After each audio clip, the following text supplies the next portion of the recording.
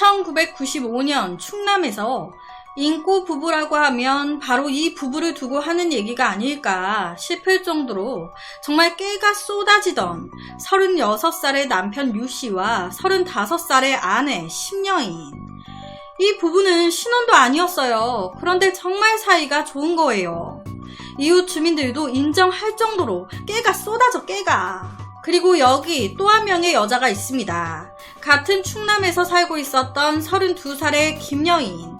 이 김여인 또한 결혼해서 남편이 있는 여자였는데 이 부부의 분위기는 앞서 말씀드린 유씨 부부와는 사뭇 달랐어요. 결혼한 지 얼마 안 돼서 김여인의 남편인 박씨가 바람피다 걸려가지고 한바탕 난리가 났는데 그래도 이것도 남편이라고 그래 내가 용서해야지 하고 김여인이 그냥 같이 살고 있는 상태였습니다. 다시 잘해보려고. 그런데 남편이 내 맘 같지가 않는 거예요. 좀 다정하게 대해주면 좋겠는데 바람핀 사람이 뭐가 그렇게 당당한지 잘해보자고 미안하다고 해놓고도 나를 찬밥 취급해. 당연히 둘 사이는 좋지 않았습니다. 1995년 10월 20일 저녁 8시쯤 그날 이 아내 심여인은 남편 유씨가 퇴근하기를 기다리고 있었어요. 그런데 이때 전화 한 통이 걸려옵니다. 남편분이 사망하셨습니다. 1995년 10월 20일 밤 유씨가 일을 마치고 집으로 돌아오던 길이었는데 충북 창원군 피발령 고개를 넘어가던 도중 이곳이 워낙 어두운 길이어서 시야가 좁았어요. 그 상황에서 갑자기 뭔가 차 앞으로 확 튀어나온 겁니다. 놀란 유씨가 그걸 피하려다가 절벽 아래로 차가 떨어진 거예요. 거기다 차가 떨어지면서 차에 불까지 붙었네. 당시에 이 유씨의 시신 상태는 처참했습니다. 차에 불까지 난 상태였기 때문에 육안으로는 이 사람이 내 남편인지조차 확인하기 힘들었어요. 당연히 아내는 이 현실을 받아들이기가 힘들잖아요. 사람이 어떻게 이렇게 될 수가 있어요. 내 남편 이렇게 사고당할 리가 없는데. 아무래도 이 남자는 제 남편이 아닌 것 같아요.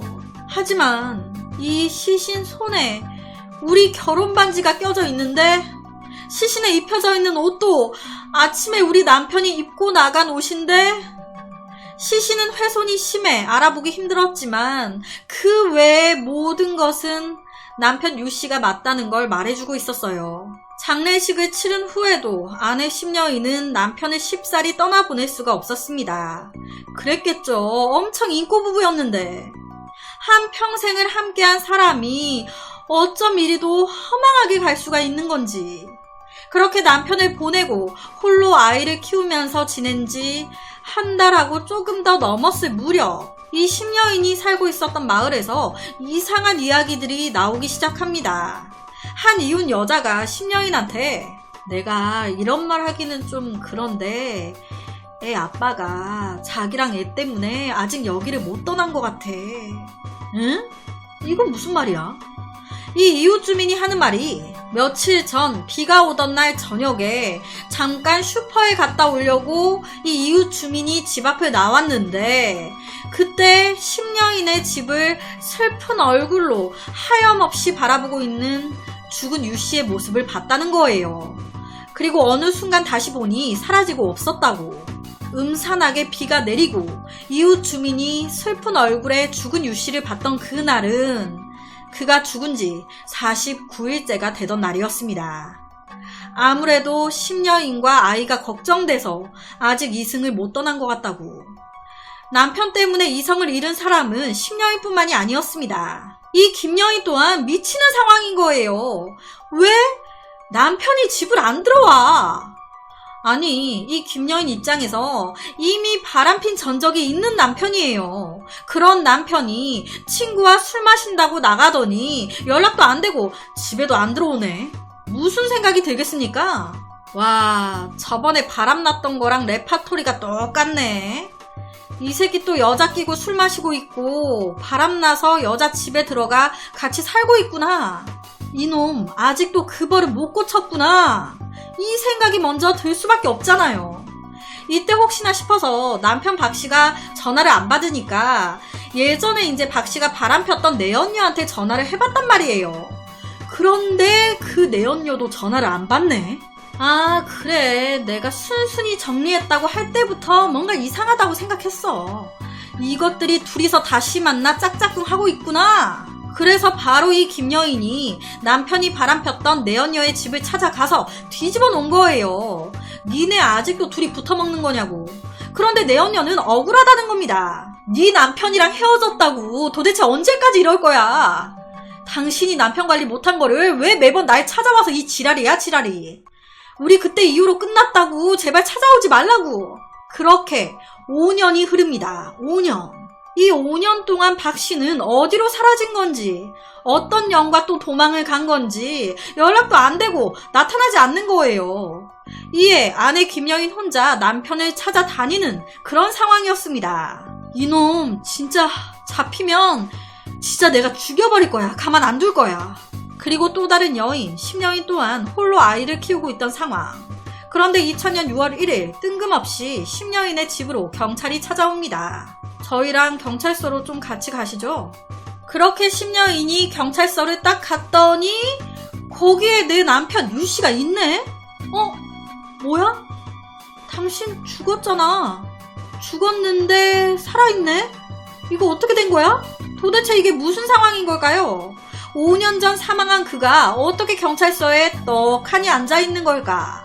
2000년 5월 30일 최근 알게 된 40대 남자와 함께 유씨가 승용차를 타고 전북 임실경찰서 역전 초소 앞을 지나던 중에 경찰의 불시 검문에 걸린 겁니다. 경찰 검문 중입니다. 신분증 좀 보여주십시오. 그게 신분증을 집에 두고 왔는데. 아, 그러세요? 그럼 성함하고 주민번호 불러주세요. 그게... 이름하고 주민번호를 말하긴 했는데 틀린데? 조회가 안 되는데? 주민번호 이거 맞아요? 아니라고 나오는데? 또 부르는데 또 틀려. 경찰에 촉이 있잖아요. 이 남자 뭐야? 뭔가 이상한데. 이걸 눈치채고 유씨가 도망갈라다가 잡힌 겁니다. 아니 그럼 유씨가 살아있으면 유씨라고 죽은 그 남자는 누구야? 이거 뭐 사건의 전말이 어떻게 된 거야? 알고 보니까 사건의 그날인 1995년 10월 20일 밤 일을 마치고 유씨가 집으로 돌아가던 중이었어요. 그런데 똑같은 이 시각, 이 김씨의 남편 박씨가 친구와 술 마시고 오겠다고 나가서 청주대학교 부근에서 술을 마시고 집으로 돌아가던 길이었습니다.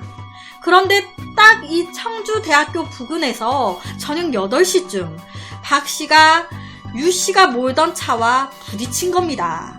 이 두 남자가 부딪힌 거예요. 와, 어떡하지? 놀란 유씨는 바로 쓰러져 있는 박씨를 자기 차에 태웠습니다. 이때 병원으로 데리고 갔었어야 돼요. 처음에는 병원으로 데리고 가야겠다 생각도 했습니다. 하지만 악마의 속삭임. 유씨야, 너 빚도 1억 넘게 있잖아. 지금 보험살인 사기 쳐서 돈 받아내자. 이게 기회일 수 있어. 이것만 잘 되면 빚도 다 해결되고 돈까지 벌 수 있다니까. 이 속삭임에 넘어간 겁니다. 당시 심여인이 남편 박씨 명의로 사망보험금 2억 5천만 원짜리에 가입을 해둔 상태였어요. 한 6번 정도 납입을 한 상태였습니다. 이 사고 당시 이게 딱 기억이 난 겁니다. 그래, 그렇게 하자. 그래서 충격에 쓰러져 있는 박씨를 차에 싣고 오후 9시쯤 청원군 가덕면 피발령 고개 쪽으로 넘어갑니다. 사람이 없는 곳으로. 그리고 박씨의 옷을 벗겨 자기 옷을 입히고 자기 결혼반지를 빼서 박씨 손에 끼우고 그대로 박씨를 차 운전석에 태운 다음 이런 모든 행동이 녹화되어 있는 블랙박스도 없애버립니다. 사람들이 그를 자신이라고 믿게 하기 위해서는 형체를 알아볼 수 없을 정도로 사고가 크게 일어나야만 했어요. 그래서 자기 차를 절벽에서 밀어버립니다. 그리고 차에 불까지 질러요. 아무것도 모르고 쓰러져 있었던 박씨, 살해당한 겁니다. 이렇게 한 남자의 인생을 나락으로 떨어뜨린 거예요. 이 유씨는 이 모든 행동이 계획적인 살인은 아니었다고 얘기했습니다. 사고가 나는 순간 어떡하지? 하다가 우발적으로 저지른 거였다고. 그렇다면 여기서 한 가지 드는 의문점이 이 아내의 심려인 이 모든 사실을 알고 있었을까? 라는 거예요. 이 아내 심려인 남편의 이런 보험 살인, 보험 사기 행각을 알았을까요? 알고 있었습니다. 그런데 맨 처음부터 안 건 아니고 이 남편 유씨가 보험 살인 저지르고 잠적했잖아요. 그때까지도 이 아내 심려인은 영안실에 누워있는 박씨가 진짜 자기 남편 유씨인 줄 알았어요. 진짜 남편이 죽은 줄 알고 엄청 힘들어 했는데 한 1년 정도 지났을 때 갑자기 집으로 새벽에 이 남편 유씨가 찾아온 겁니다. 1년 동안 도피 생활을 하다가 유씨가 힘드니까 여보 하면서 사람들 눈 피해서 집에 들어온 거예요. 그러니까 앞서 말씀드렸던 이웃 주민이 봤다는 그 유씨의 영혼, 그게 귀신이 아닌 실제 유씨였던 겁니다. 그렇게 이 심려인과 유씨 이 부부는 남들 눈을 피해 그대로 같이 살면서 보험금 2억 5천만 원까지 타갔어요. 정말 죽은 사람만 불쌍하게 된 거예요. 유씨가 죽은 줄 알고 장례식까지 치렀는데 유씨의 장례식에 누워있었던 사람은 유씨가 아닌 박씨였던 거잖아요. 이게 무슨 상황이야. 정말 이런 것도 모르고 박씨의 아내인 김여인은 남편이 바람난 줄로만 알고 그 5년 동안 오만 원망을 다 해가면서 찾아 헤맸는데, 그렇게 남편 욕을 하면서 찾아다녔는데 알고 보니 내 남편이 억울하게 살해당했네. 그 5년 동안 아무것도 모르고 남편에 대한 걱정과 원망으로 끔찍한 나날을 보냈던 김여인. 이 모든 걸 알았을 때 이 상황을 받아들이기가 너무 힘들지 않았을까. 그렇게 자기가 사망한 것처럼 교통사고로 위장하고 수억 원의 보험금을 타낸 유씨가 5년 만에 잡혔습니다. 억울한 한 남자의 죽음이 5년 만에 밝혀진 거죠.